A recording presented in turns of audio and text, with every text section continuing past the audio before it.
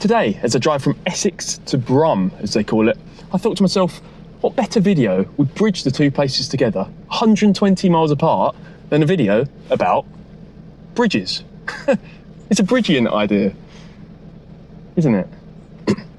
It is. We're stopping at not one, not two, but 4 intriguing bridges, each with their own history.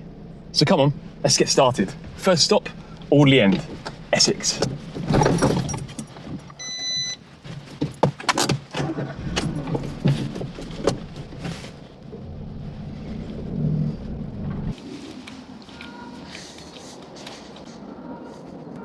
We begin this encapsulating trip at the delicious Audley End house. Isn't she a beauty? In Essex, where just opposite lies the Audley End Bridge, aka the Adam Bridge, named after its renowned architect Robert Adam, who built it in the 1760s. This elegant stone bridge is more than just a pretty face. It's a testament to the Georgian era's blend of functionality and beauty. Spanning the River Cam, it was designed as part of the estate's landscaped grounds, connecting the house to the wider parkland and serving as a vital connection to workers and visitors alike.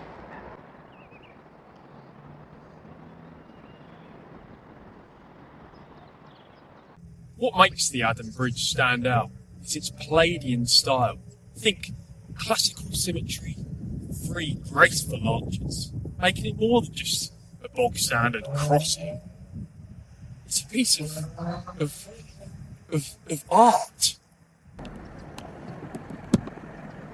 Just take a minute, look at that.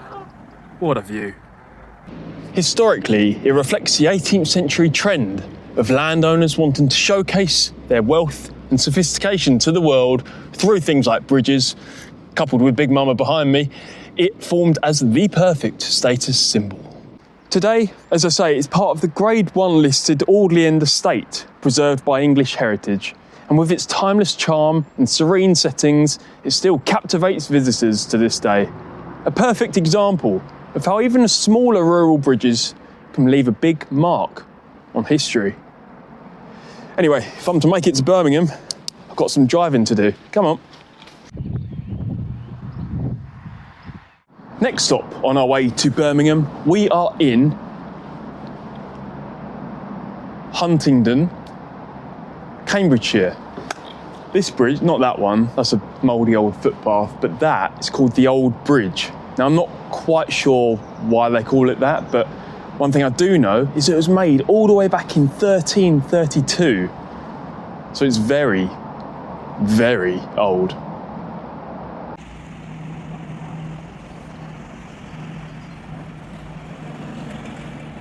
The 6 arches stretch across the Great Ouse River, still to this day bustling with tourists and locals heading into Cambridge, south to London or north to York.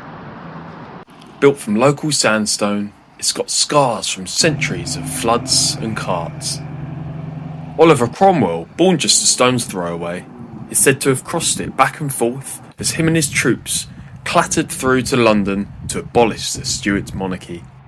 Just think of it, 7 centuries of history in those arches.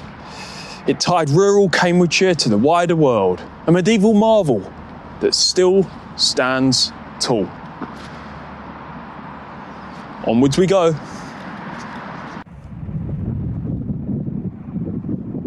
Now we're at Wansford Bridge near Peterborough, spanning the River Nene. It dates back to the 13th century, however, floods wrecked it. So in 1577, it was rebuilt with 12 arches, long and low, like a snake across the water. And it's not this from this River Nene.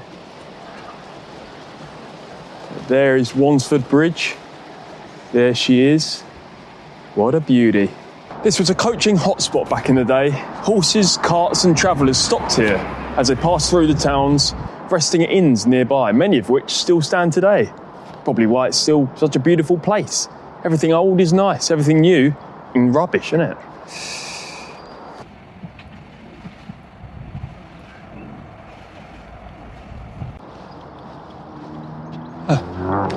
It's made of Barnack stone, the same stuff that Peterborough Cathedral is made of, quarried just a few miles away. And that is rural ingenuity. Use what's local, make it last. It's linked villages to markets and beyond, and still to this day carries light traffic, a real nod to its busy past. Rural Britain does not mess about when it builds things, does it? Come on. As we near Birmingham, here I stop at Curdworth Bridge in, you guessed it, Curdworth, one of many bridges built in the 1770s of the Birmingham and Fazeley Canal.